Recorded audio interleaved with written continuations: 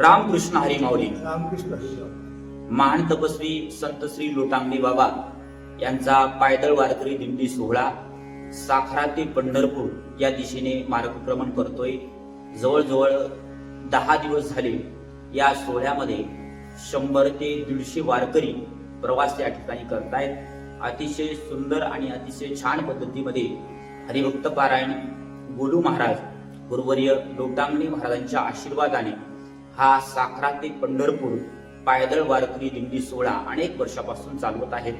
या सोहळ्यामध्ये प्रामुख्यानं अनेक प्रकारची कलाकार मंडळी, गुणवान मंडळी सुद्धा आहेत.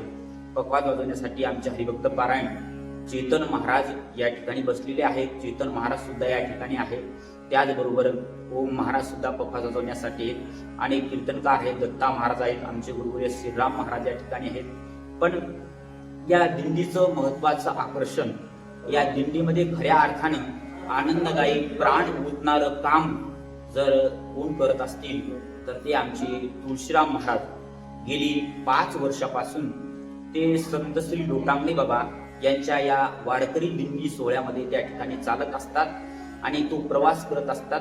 अतिशय निस्वार्थ निष्काम भावनेने, अंतकरणाने, अतिशय निर्मळ असं त्यांचं अंतकरण आणि त्या भावनेनं ही गुरुवरती श्रद्धा ठेवून ही पायदळ वारकरी दिंडी सोहळ्यामध्ये ती गेली 5 वर्षापासून चालतायत. या 5 वर्षामध्ये आमचे तुळशीराम महाराजांना वेगवेगळे महाराजांचे अनुभव सुद्धा या ठिकाणी आलेले आहेत. ते अनुभव या ठिकाणी प्रसारित करण्यासाठी आपण हा व्हिडिओ या ठिकाणी घेतोय.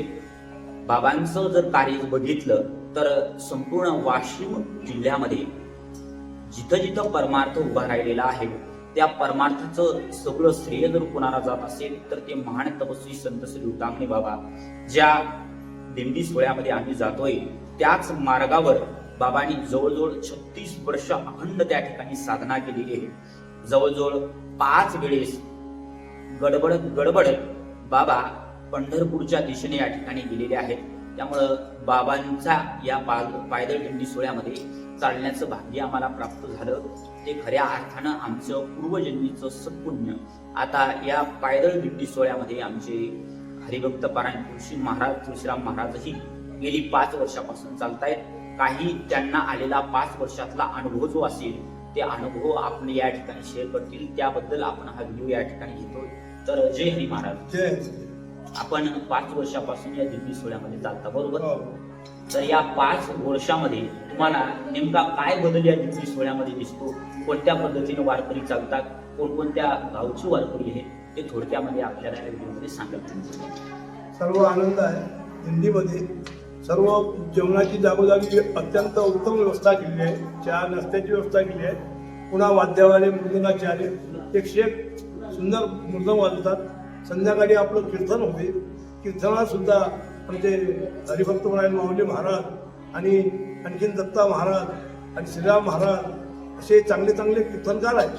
आणि सुंदर असं काकडा हरिपाठ रस्त्यानं चालल्यानंतर वाटचालीला हरिनाम, सतत हरिनाम घेत आणि संध्याकाळी वाटचालीचं कीर्तन आणि व्यवस्था सर्व पद्धतशीर आहे. म्हणजे हरिभक्त पारायण गुरु महाराज ही सर्व वारकऱ्याची थोडीशी सुद्धा अशी अडचण नाही. खाण्यापिण्याची, राहण्याची सर्व उत्तम व्यवस्था ठेवतात.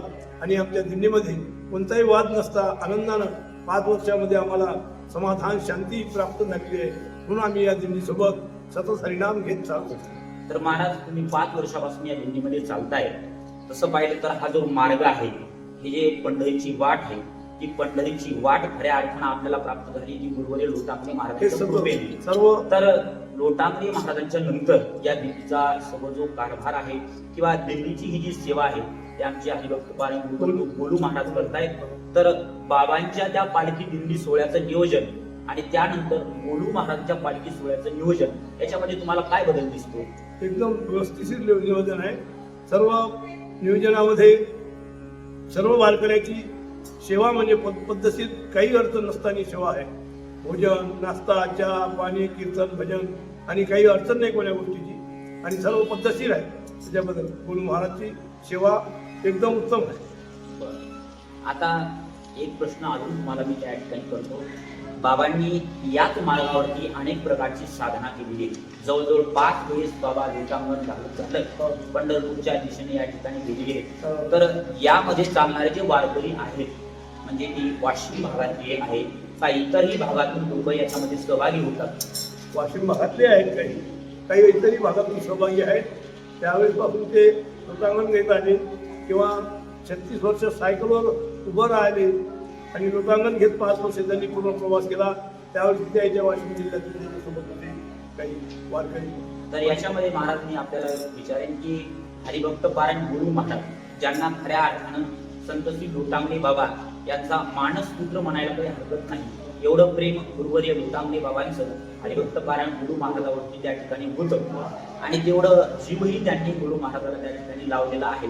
तर गुरु महाराज एवढे वारकरी दिंडी त्या ठिकाणी घेऊन त्या ठिकाणी जात आहेत. याच्यामध्ये तुम्हाला लोटांगणे बाबापेक्षा गुरु महाराजाला काही कमी वाटते का? नाही, सर्व व्यवस्था पद्धतशीर आहे. काही वाद जेवणा कोणाची राहण्याची कीर्तनाची भजनाची प्रवण चालण्याची कमी जास्ती होतच असते कुठं. त्याच्याबद्दल काही प्रश्न नाही. वारकरी आहे काय हा वारीचा सोहळा आहे जास्त आदेश बरोबर. तर जेव्हा लोटांगणे बाबा वारी काढायचे आणि आता जे गुरु महाराज वारी काढतायत पहिल्यापेक्षा सोहळा वाढला. पब्लिक वाढली, लोक वाढले, जनता वाढली आणि खूप भजन कीर्तनही वाढले. सर्व गोष्टी आनंदाच्या परत काही वाद नाही. सर्व आनंद आहे. थोड्या गोष्टी कमी नाही. पण करमळे महाराजच्या कारकिर्दीत एवढे लोक नव्हते. त्याची तपश्चर्या होती. 4-5 लोक चालू होते. पण आता एकदम 100 लोक आले आणि आता दिंडी वाढली, पुन्हा कीर्तनकार वाढले, कीर्तनाचार्य वाढले, भजनवाले वाढले आणि अशा तऱ्हेनं हे त्या दिंडीमध्ये प्रकार चालू आहे. आनंद आहे. तर महाराज प्रामुख्याने आपण ज्या भागातून या ठिकाणी आला खरं पाहिलं तर या परमार्थामध्ये आपलं जे जीवन आहे ते राष्ट्रीय संत तुकडोजी महाराजांच्या प्रेरणेनं भरलेलं आहे. त्या पद्धतीने तुम्ही कीर्तन भजन या ठिकाणी करत असता. आपण सांगितलं की बऱ्याच गावामध्ये राष्ट्रीय कीर्तन आपण या ठिकाणी केलेली आहे. पण तरी सुद्धा या वारकरी संप्रदायामध्ये येण्याची प्रेरणा गुरुवर्य लोटांगणे महाराजांच्या सानिध्यामध्ये संगतीमध्ये राहण्याची प्रेरणा तुम्हाला कोणत्या कारणामुळे निर्माण झाली? त्यांच्यासोबत ज्यावेळेस ते वारीला तपश्चर्याला चालले होते त्यावेळेस ते खेळोपाडी त्यांची तपश्चर्या राहते. कळंब्याला, पांडवाच्या मुंबऱ्याला, साखऱ्याला असे ते 10 दिवस 15 दिवस महिना तप होते. त्या ठिकाणी मग तिथं आमच्या सानिध्यामध्ये त्याच्या ठिकाणी त्या तो काळ असा होता की जे काय टाइम जेवायला कोणाला भेटे नाही. आम्हाला मग नाद होता भजनाचा. मग त्या बाबाच्या सोबत आम्ही भजन करायला जायचं, जेवण करायला राहू. मग त्याच्या सानिध्यात राहिल्या त्याला त्यांची कृपा झाली आणि आता ही दिंडी निघाली त्यापासून त्या दिंडीमध्ये मी स्वामी राहू. तरी सुरुवातीला दिंडी नदी निघाली तरी त्यावेळेसपासून त्यांच्या ज्या ठिकाणी त्यांनी तपश्चर्या केली अशा गावाला आम्ही 7-7, 5-5 दिवस राहत होतो.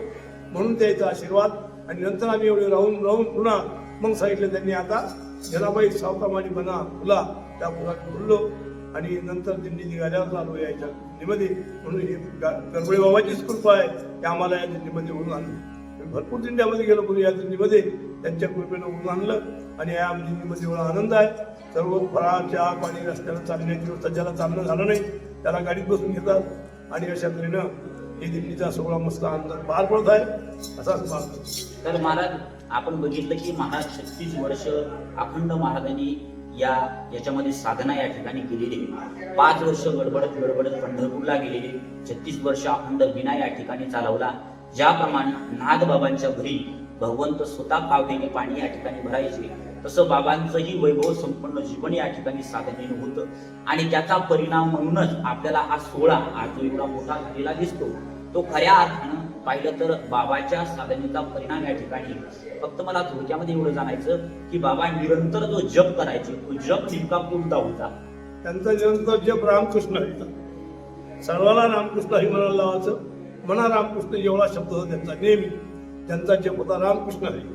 सर्वाला रामकृष्ण हरीचा जप त्यांनी सांगितला. स्वतःच्या गळ्यामध्ये विणा असून सर्वाला रामकृष्ण हरी सांगून विणा त्यांनी काही खाली टाकला नाही आणि उभे राहिले, सतत खाली झोपले नाही. मी असं ऐकलं की त्यांनी 36 वर्ष अखंड विणा चालवला. बरोबर आहे का? 36 वर्ष उभं राहून विणा त्या ठिकाणी चालवला, साधना या ठिकाणी केली. तर अशा प्रकारे आमचे हरिभक्त पारायण तुळशीराम महाराज गेली 5 वर्षापासून आमचे हरिभक्त पारायण गुरु महाराज यांच्या नियोजनामध्ये या वारकरी दिंडी सोहळ्यामध्ये चालतायत. सातारा ते पंढरपूर या मार्गाने दिंडी अनेक वर्षापासून गुरुवर्य लोटांगणे महाराजांच्या कृपेने या ठिकाणी चालतायत. गुरुवर्य लोटांगणे महाराजांचं कार्य जर बघितलं तर ते कार्य फार मोठं व्यापक आहे. एवढी दिंडी सोहळा ते काढतायत असं नाही, त्यांनी अनेक प्रकारची सप्तेही गावागावामध्ये उभे केलेले आहेत. त्यातलाच एक भाग म्हणून हा वारकरी दिंडी सोहळा या ठिकाणी आहे. आणि अतिशय आनंद वाटला की या वारकरी दिंडी सोहळ्यामध्ये अतिशय निस्वार्थ वृत्तीने, अंतकरणाने आणि निर्मळ मनाने जे सेवा देतात ते आमचे विश्राम महाराज वृद्धही आहेत, कीर्तनकारही आहेत. आणि अतिशय सुंदर पद्धतीने गुरुवर्य बाबांची जशी इच्छा होती, पालखीमध्ये जसं चाललं पाहिजे वारकऱ्यांना, ते सर्व गुण महाराजांमध्ये या ठिकाणी दिसत आहेत. म्हणून महाराजांचा स्वतः मी या ठिकाणी व्हिडिओ घेण्याचा प्रयत्न केला. गुरुवर्य गुरु महाराजही अतिशय सुंदर पद्धतीने अनेक वर्षापासून हा सोहळा या ठिकाणी चालवतात. गुरु महाराजांना तुम्ही काय शुभेच्छा देतात शेवटी सांगा. शेवटी हे धन्यवाद. तुम्ही या वयात त्यांच्यावर कृपा आहे बाबाची, आणि म्हणून ते त्या कृपेनुसार हे चालू लागले. बाबाच्या दिंडीमध्ये त्यांच्या तन्मन धनापासून त्यांचा भाव आहे गणपती बाबा, आणि म्हणून ते सर्व लोकांना वर्गणी करून आपली दिंडी चालल्या गेली पाहिजे, सर्व लोकांची सेवा झाली पाहिजे, याच तन्मन धनाने सेवा करू लागले गुरु महाराज आणि त्यांचे आशीर्वाद. असो. रामकृष्ण हरी माऊली. आपण थोडक्यामध्ये या ठिकाणी बोलण्याचा प्रयत्न या ठिकाणी केला. जसे लोटांगणे महाराजांचे तसे भरपूर शिष्य आहेत, पण भरपूर शिष्य असून सुद्धा गुरु महाराजावरती बाबांची विशेष कृपा त्या ठिकाणी होती. ज्या पद्धतीनं भगवान श्रीकृष्णाचे 5 पांडवावरही प्रेम होतं, पण तरी सुद्धा भगवंत गीता मात्र अर्जुनाला सांगतात, तसा महाराजांनी उपदेश आणि आशीर्वाद जर कुणाला दिला तर हरिभक्त पारायण गुरु महाराजांना आपण थोडक्यामध्ये या वारीचं वर्णन करण्याचा प्रयत्न केला. असो. आजचा हा व्हिडिओ या ठिकाणी आपण थांबवतो. तुम्ही नवीन असाल तर चॅनलला नक्की सबस्क्राईब करा, या व्हिडिओला लाईक करा, जेणेकरून हा व्हिडिओ जास्तीत जास्त प्रसारित होईल आणि महान तपस्वी संत श्री लोटांगणे बाबा यांच्या कार्याचा प्रचार आणि प्रसार होईल. रामकृष्ण हरी. जय लोटांगणे बाबा, जय भाईजी बाबा. पंढरीनाथ भगवान की जय.